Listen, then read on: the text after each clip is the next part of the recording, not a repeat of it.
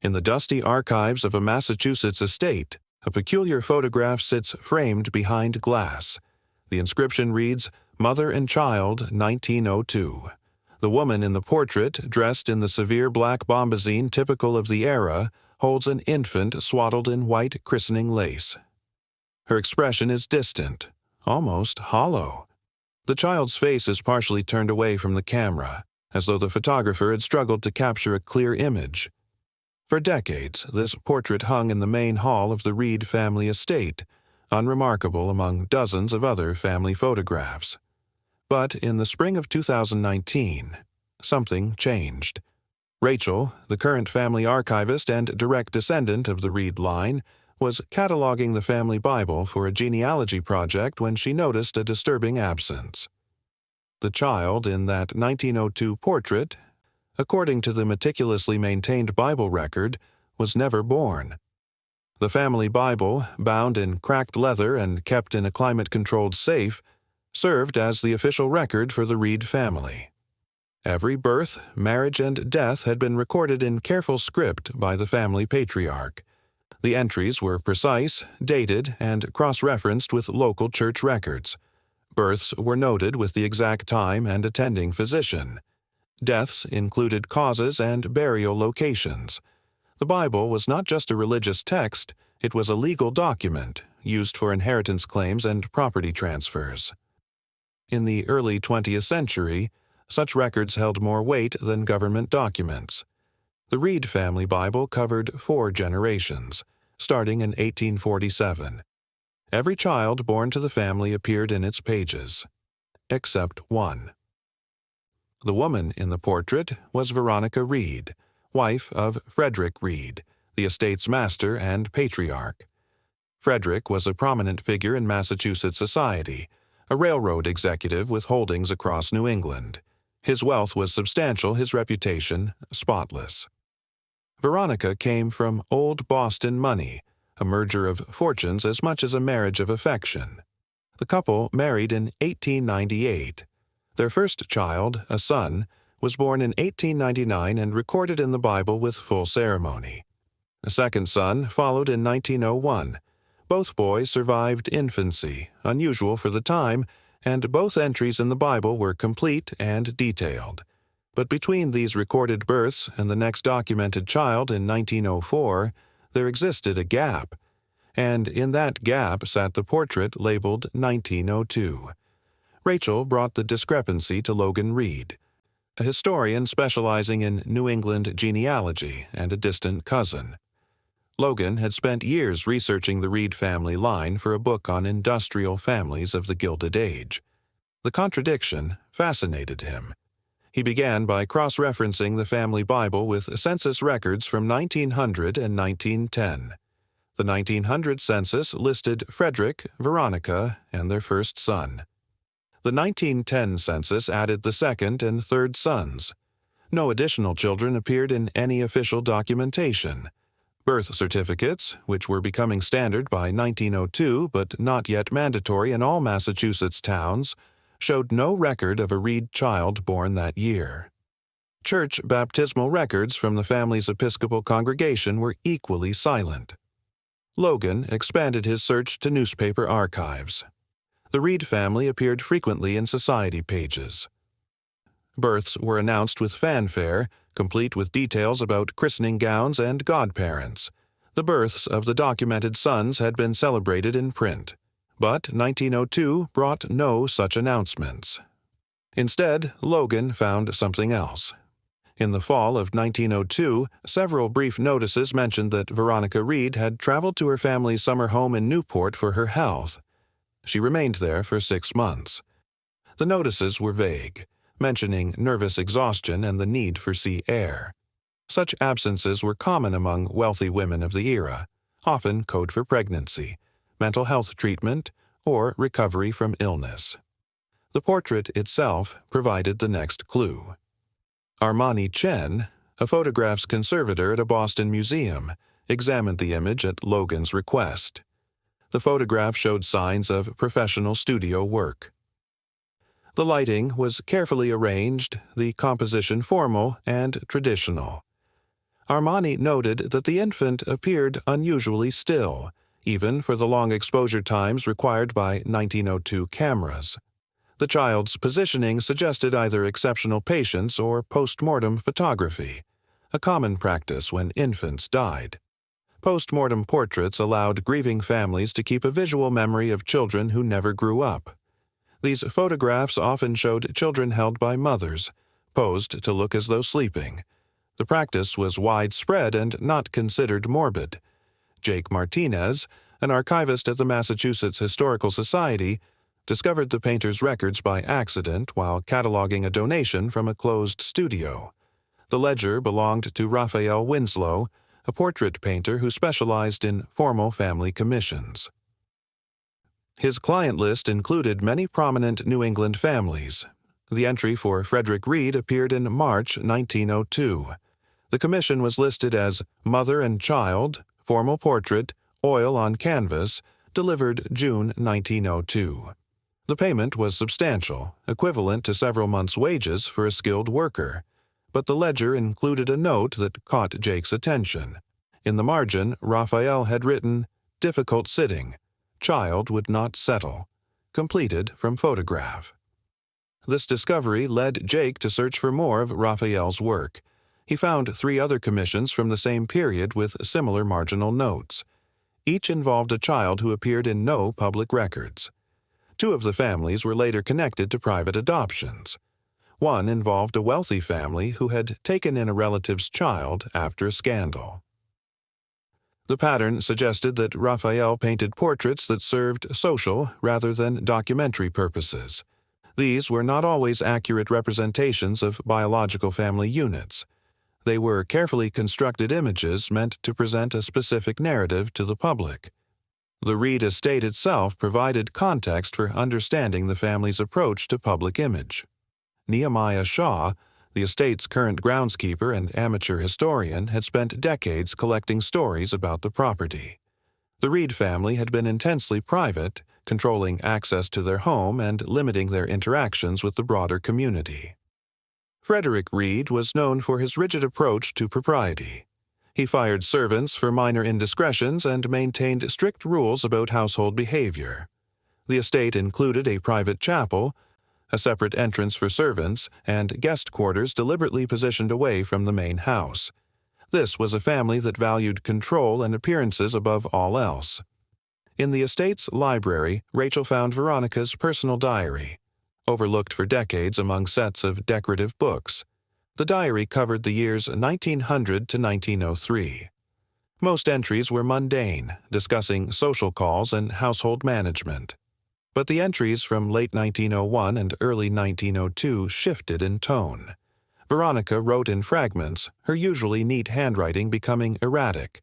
She mentioned the situation and the necessity of discretion. In February 1902, she wrote, "Frederick has made arrangements. It is for the best, though my heart breaks." 2 weeks later, another entry read, "I will have only the portrait to remember." The entries then stopped entirely until the fall of 1902, when Veronica resumed writing about her stay in Newport. The breakthrough came from an unexpected source. Miley Grant, a volunteer at a local historical society, was processing donations from a demolished building that had once housed medical offices. Among the papers, she found correspondence belonging to Hank Morrison, a physician who served wealthy families in the Boston area during the early 1900s. Hank was known for providing discreet services to families facing delicate situations.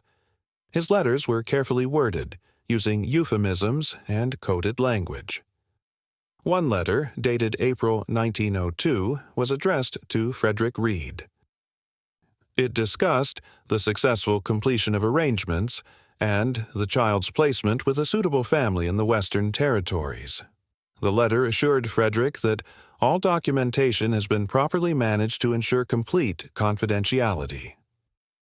Logan traced payments from Frederick Reed's financial records, which had been donated to a university archive as part of a business history collection.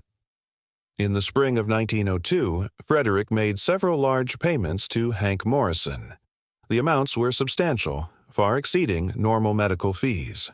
Additional payments went to a law firm specializing in private adoptions and a charitable organization that operated an orphanage in Ohio. The pattern was clear.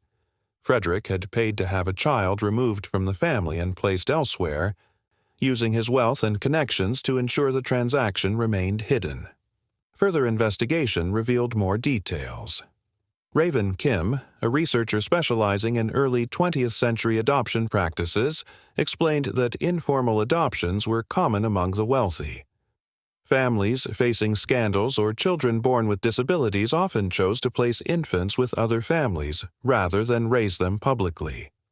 These arrangements were handled through private physicians and lawyers, with minimal official documentation. The children would be given new identities, and the birth families would erase all evidence of their existence. The practice allowed families to maintain their social standing while ensuring the children received care. The child in the portrait, researchers concluded, was likely born to Veronica Reed in early 1902. Evidence suggested the birth occurred at the Reed estate, attended by Hank Morrison rather than the family's usual physician. This explained the absence of hospital or clinic records. The child may have been born with a condition considered shameful at the time, such as a visible birth defect or developmental disability. Alternatively, the timing of the birth may have raised questions about paternity, given that Frederick had been traveling extensively for business in 1901. Whatever the reason, Frederick decided the child could not remain with the family. Veronica, however, insisted on having some record of the child's existence. She commissioned Raphael to create the portrait before the adoption was finalized. The sitting was difficult because the child was likely very young, possibly only weeks old. Raphael completed the painting using a photograph as reference, a common practice when subjects were unable to sit still for extended periods. The portrait was labeled Mother and Child and hung in the estate, a private acknowledgement of Veronica's brief motherhood. To the public, the portrait appeared to show one of the documented Reed children. Only family members would have known otherwise. The Bible record reflected Frederick's decision rather than biological fact. By omitting the child from the family Bible, Frederick erased the birth from the official family narrative. In his view, the child was never born into the Reed family because the child never lived as a Reed. The adoption severed all legal and social connections. The Bible's silence was not a mistake or oversight. It was a deliberate act of exclusion, a way of maintaining the family's carefully constructed image. The Reed family had 2 sons, not 3. Any suggestion otherwise would have invited questions Frederick refused to answer. Jocelyn Rivera, a social historian studying Victorian family dynamics, noted that such situations were more common than historical records suggest. The absence of documentation made it nearly impossible to track how many children were quietly removed from prominent families. Estimates suggested that hundreds, possibly thousands, of upper-class infants were placed in adoptions or institutions during this period. The children disappeared from family records, their existence known only through fragments like Veronica's diary entries or the occasional portrait that survived long enough to raise questions. The portrait's survival was itself remarkable. Mariam Ali, a curator at a museum of family history, explained that such photographs were often destroyed after the original subjects died. Families regularly purged embarrassing or confusing items from their archives. The fact that the Reed portrait remained suggested that someone in the family valued it enough to preserve it despite its uncomfortable implications. Perhaps Veronica insisted it remain visible, or perhaps later generations simply did not understand its significance. Whatever the reason, the portrait survived as a silent witness to a hidden history.